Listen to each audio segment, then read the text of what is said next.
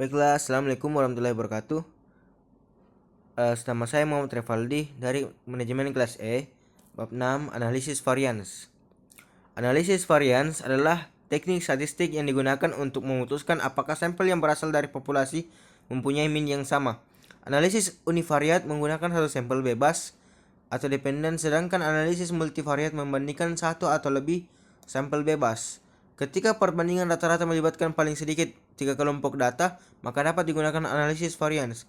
Pada bab berikut ini akan dibahas analisis varians dengan satu faktor atau disebut one-way ANOVA dan analisis varians dua faktor atau two-way ANOVA. Di mana kita mendapatkan analisis varians di SPSS? Oke. Analisis varians satu arah. Contoh 1, seorang manajer perusahaan penjualan minuman ingin mengetahui apakah terdapat perbedaan yang signifikan antara hasil penjualan minuman di 3 daerah penjualan selama tahun 2006. Analisis tersebut termasuk analisis varian satu arah karena hanya memiliki satu faktor, yaitu daerah. Dari pengamatan didapatkan data sebagai berikut.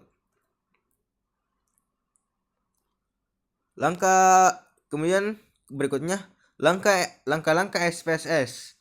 Buka file C, bab 6, univariate XLS, klik Analyze General Linear Model, univariate, masukkan variabel penjualan ke dependent variable, masukkan variabel kota ke kolom fixed factor, klik option pilih homogeneity test dan descriptive statistic. Klik plot, masukkan variabel kota dalam kolom horizontal axis dan klik add. Klik post hoc dan masukkan variabel kota dalam kolom post hoc test for dan pilih LST. Klik continue lalu klik OK. Hasil output SPSS bagi berikut. Oke, SPSS complete. Kemudian tabel between subjects factors menerangkan jumlah sampel data tiap kelompok. Tabel descriptive statistik menggambarkan rata-rata dan simpangan deviasi hasil penjualan minuman dari 3 kota, di mana kota Jakarta mempunyai hasil penjualan tertinggi dibandingkan kota lainnya, yaitu sekitar 327,16 ribu kaleng dengan simpangan deviasi 3,85 kaleng. Kota Bandung memiliki rata-rata penjualan terbesar kedua setelah Jakarta, yaitu sekitar 273,25 ribu kaleng.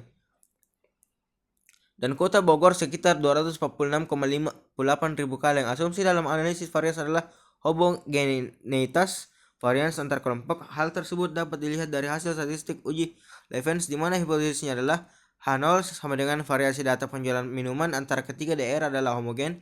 H1 sama dengan variasi data penjualan minuman antara ketiga daerah adalah heterogen.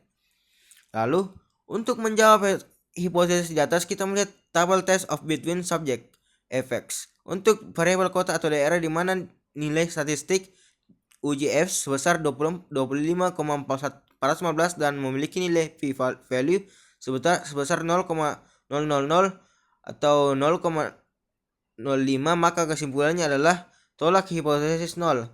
Hal tersebut berarti ada perbedaan yang signifikan terhadap rata-rata penjualan minuman antara ketiga daerah. Untuk memperjelas perbandingan rata-rata penjualan minuman, dapat ditambahkan plot estimate marginal means of total. Penjualan minuman di mana rata-rata penjualan minuman di kota Jakarta memiliki rata-rata penjualan minuman tertinggi. Estimate marginal means of total penjualan minuman. Karena nilai statistik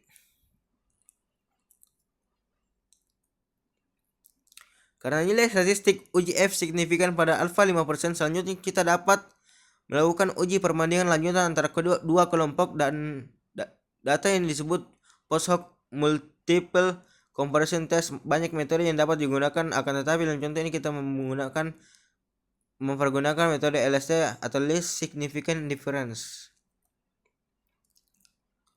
Dari hasil output SPSS diketahui bahwa perbedaan rata-rata penjualan minuman antara kota Jakarta dan Bogor adalah 80,58 ribu kaleng dalam rentang 95% yang terletak antara 57,15 sampai 104,01 ribu kaleng dan signifikan pada alfa 5%.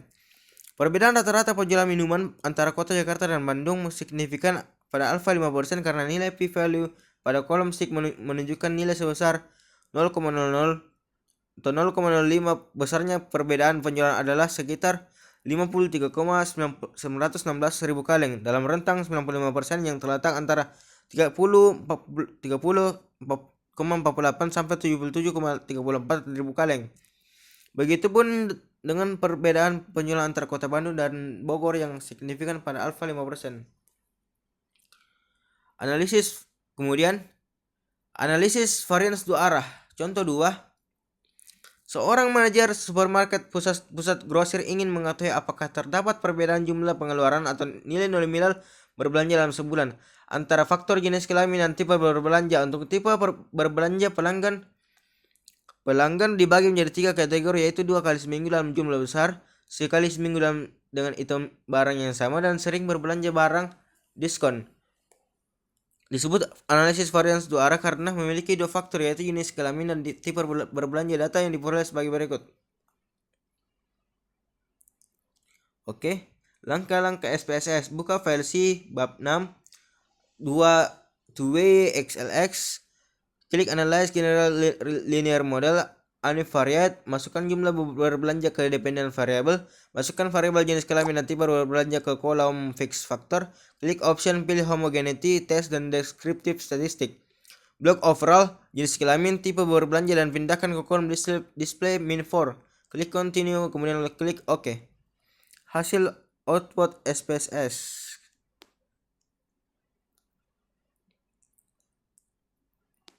Oke, ini SPSS complete. Kemudian ini dua jenis kelamin. Ini grand min, tipe belanja, 4 jenis kelamin.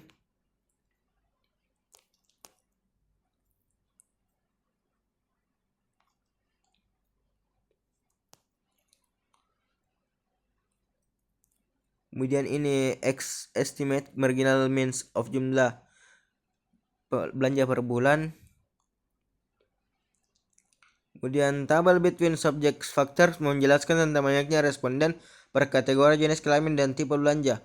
Tabel descriptive statistik menggambarkan rata-rata dan simpangan deviasi jumlah pengeluaran belanja per bulan berdasarkan kategori jenis kelamin dan tipe belanja. Untuk kategori wanita dengan tipe belanja sering ada diskon memiliki rata-rata pengeluaran yang lebih besar dibandingkan kategori wanita dengan tipe belanja lainnya, yaitu sebesar 3,22 juta rupiah. Sementara itu untuk kategori pria dengan tipe belanja seminggu sekali, item yang sama-sama mempunyai rata-rata pengeluaran terbesar, yaitu 3,39 juta rupiah. Dari tabel Levens test nilai p-value sebesar 0,66 atau 0,05, maka kesimpulannya asumsi homogenitas varians yang merupakan asumsi dalam analisis varians terpenuhi. Hal tersebut berarti tidak ada perbedaan variasi yang signifikan antara kelompok data. Kemudian ini hasil output SPSS-nya. Asumsi residual model mengikuti distribusi normal terpenuhi. Hal ini ditunjukkan oleh pancaran residual yang berada di sekitar garis miring diagonal dalam grafik normal QQ plot, dan nilai signifikansi value uji Kolmogorov-Smirnov adalah 0,246. Demikian dari saya. Wassalamualaikum warahmatullahi wabarakatuh. Dan terima kasih.